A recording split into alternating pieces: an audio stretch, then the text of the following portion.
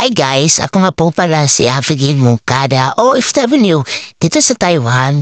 So, gumala kami at napunta kami dito sa World of China.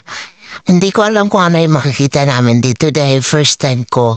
But, nakita ko ang dami-dami nilang mga nagawa dyan na hindi imposible paano nilang nagawa yun.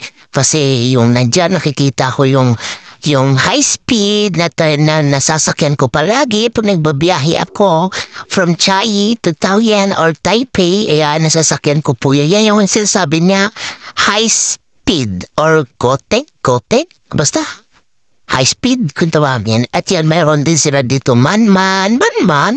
O, di ba manman yan? Yan yung mabagal na trend dito sa Taiwan na makikita sa mga transportasyon. So, marami kong iba na makikita kayo dyan sa videos ko. Kaya nang bahala manood kasi